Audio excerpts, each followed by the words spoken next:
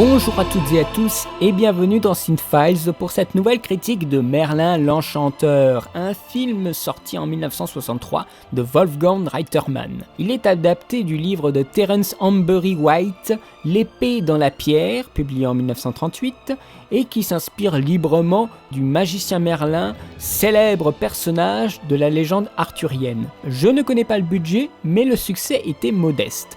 Il dure 1h19 et qu'est-ce qui se passe dans ce film ? C'est l'histoire d'un gosse qui rêve mais qui subit la pression des adultes. C'est soit l'éducation moderne de Merlin, soit l'éducation moyenâgeuse du tuteur. Mais à aucun moment on demande son avis. Voilà ce qu'est Merlin l'Enchanteur. C'est un film donc sur le thème de la magie et bien sûr un film sur l'imagination. On fait un peu rêver l'enfant, mais il n'y a absolument rien d'épique.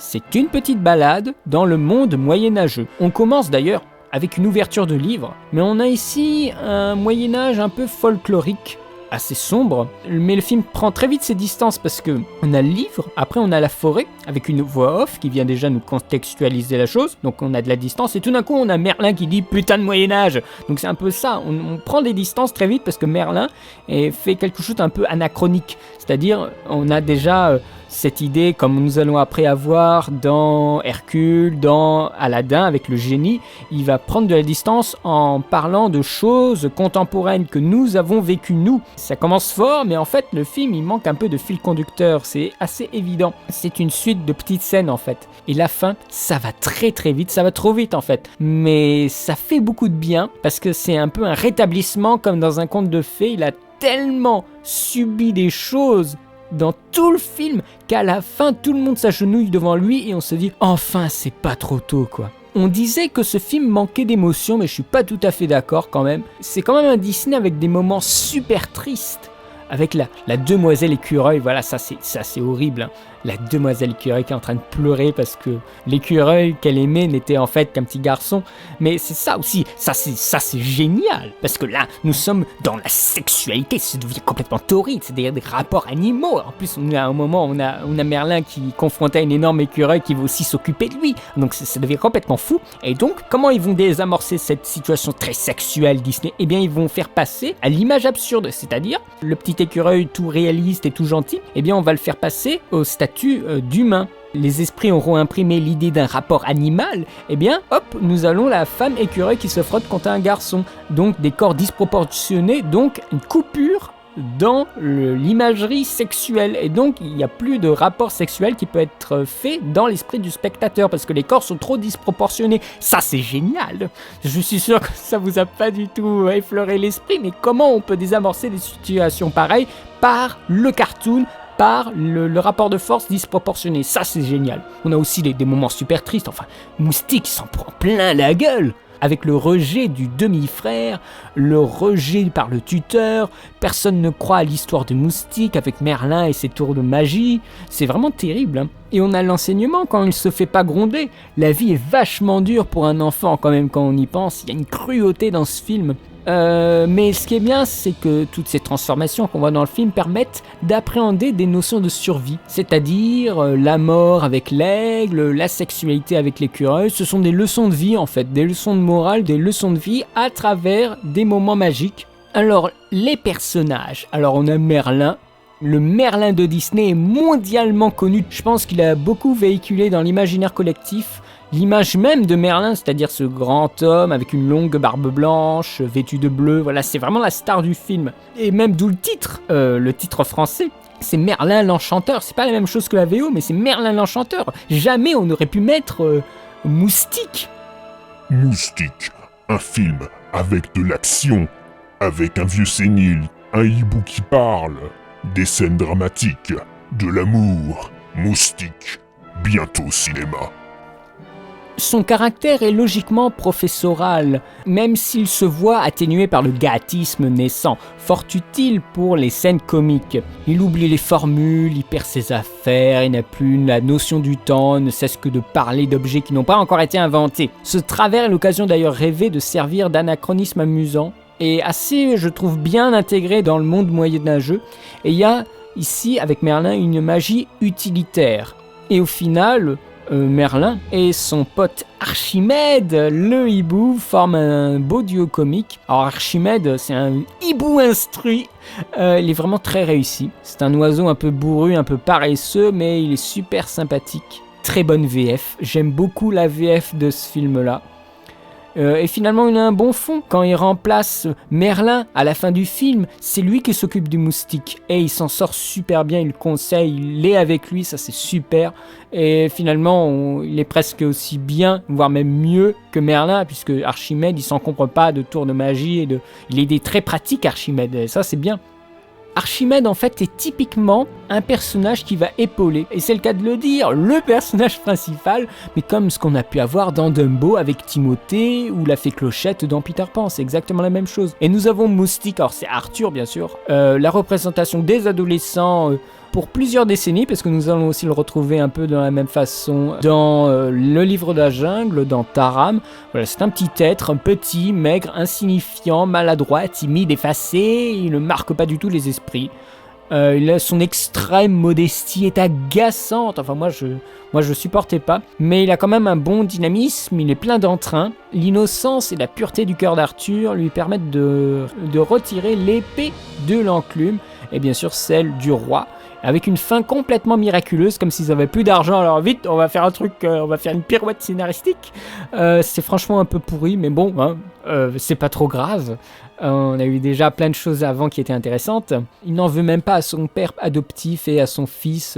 Eux-mêmes s'excusent symboliquement en s'agenouillant devant Arthur. Et c'est un moment qui me touche beaucoup parce qu'il s'en prend plein la gueule ce moustique. C'est vraiment terrifiant. Nous avons aussi Mime. Alors Mime, c'est une pédophile. Voilà, elle a envie de faire des choses avec les petits enfants. Elle est un petit peu faux-folle, voilà. Mais c'est la première chanson de méchant que nous avons. De mémoire, je crois que c'est ça, c'est qui est quand même une première, c'est important. Elle fait un peu référence à la reine sorcière en dévoilant un visage horrible, mais c'est presque une parodie ici. Alors la morale, très importante dans ce film, c'est l'éducation, l'enseignement de la sagesse. Il y a une maltraitance également de Cendrillon qui est reprise dans Merlin, je trouve, mais en fait, il faut faire preuve d'intelligence et de réflexion dans les situations difficiles. Nous avons pendant tout le film un petit enfant rachitique qui peut devenir un homme grâce à cet enseignement. Il va devoir passer par différentes expériences pour devenir un grand homme, et on le verra d'ailleurs même pas, hein, l'enfant devenir le roi Arthur vraiment. On s'arrête qu'au début en fait. Mais l'enseignement est assez dur dans tout le film et Moustique devient un roi avant d'avoir les moyens de gérer le pays. Grandir n'est pas magique, c'est sympa comme message, mais nous avons aussi des messages du respect du professeur, l'ambition, voire du positif. C'est quand même quelque chose de bien. Ce n'est pas parce que nous les comprenons pas que les choses sont forcément mauvaises, comme dit Moustique à Merlin. Il y a une critique en fait des esprits obtus et simples qui voient le mal partout, exactement comme aujourd'hui, donc ce film est aussi d'actualité aujourd'hui. L'animation, pourtant de qualité, mais franchement, elle n'a pas été retenue par le public. Le style graphique est assez semblable au précédent, Les 101 Dalmatiens, qui deviendra une règle par la suite. Les formes sont par conséquent arbitraires, les lignes noires du procédé Xerox délimitent les contours, rajoutés séparément, c'est assez vulgaire en fait. Aucune grande tentative n'a été réalisée. La caméra multiplane fait timidement un retour au début du film quand on s'enfonce dans la forêt, c'est toujours de très très beaux plans. On a une animation qui est sympa, mais qui n'est pas innovante. Il y a une réutilisation de certains plans dans le film. Nous avons aussi une imagerie reprise dans d'autres films. Par exemple, la scène avec les chiens qui va être reprise avec les loups dans Le Livre de la Jungle. Par contre, c'est le film par excellence sur la transformation, thème très important chez Disney. Les métamorphoses ici nécessitent de rendre l'humain transformé en animal, à la fois réaliste comme animal, par rapport aux autres animaux, imité pour que le public reconnaisse l'humain transformé. Ça c'est important. La solution a été de restreindre les mouvements de l'humain à ceux imposés par la nature temporaire de l'animal, mais d'ajouter un maniérisme, c'est-à-dire l'humain garde son esprit, mais est convaincant pour ses congénères d'infortune. Et je vais terminer avec le duel entre Mime et Merlin. Il y a des idées complètement ingénieuses, il y a de très bonnes transitions. On garde en fait la personnalité des sorciers à travers les transformations qu'ils effectuent. Et bien sûr, quand Mime se transforme en dragon, c'est une référence assez claire au design du dragon de Maléfique. C'est très très bien. Nous avons aussi une utilisation du langage des années 60 qui fige le film dans le temps. Mais le film est avant tout pour les enfants. Il est donc nécessaire de faire des sacrifices par rapport à un ancien écrit. Puis à un moment, il y a un truc assez savoureux. À un moment, il y a un discours, on va faire des films sur toi. Et il y a Moustique qui dit, un film c'est quoi? Il y a Merlin qui dit, c'est comme la télé, mais sans incident technique. Voilà, ça c'est une petite touche contre la télé, puisque Disney rabaissait à faire de la télé. C'était à l'époque où la télé était grandissante et menaçait un peu les cinémas. Mais Reiterman était une personne qui ne faisait pas de vagues. C'est un mec qui ne prend pas de risques. On pourrait presque dire que c'est un peu un yes man, quoi. Les chansons, elles ne sont pas primordiales. Aucune chanson ne se démarque particulièrement, mis à part éventuellement celle de l'introduction que je trouve très très belle. On plonge le spectateur dans l'univers médiéval. C'était celle qui était parodiée par le Joueur du Grenier. Elle est magnifique, cette chanson-là. Celle du film, hein, pas celle de Joueur du Grenier. Georges Brain, c'était le compositeur de cette époque qui faisait une musique qui allait très très bien avec l'image, mais qui ne marquait pas au final, ça c'est dommage, elle ne se démarquait pas, on ne la fredonnait pas. C'est aussi un film en continuité avec Fantasia, avec les balais, les objets qui bougent, le sucrier qui bougeait, Moustique, et ce vers quoi Mickey aurait dû faire, lire des livres au lieu de faire au hasard les choses et de jouer justement à l'apprenti sorcier. Mais c'est un film qui ne m'a pas convaincu. Je pense en fait que les gens de l'époque s'attendaient à une adaptation révérencieuse de la légende d'Arthur. C'est un petit Disney, pour moi c'est un film mineur, il est très sympathique, mais il ne m'a pas plus marqué que ça. Mais je trouve qu'il ne peut-être possède pas les qualités d'un classique Disney. On a plus l'impression d'une compilation de petites scènes qui s'enchaînent avec des fondus. Par contre, les scènes de transformation sont les plus intéressantes. Et ce sont elles dont on se souvient le plus. Ainsi que le combat final contre Mime, ça c'est super. Je lui mets un 12,5 sur 20.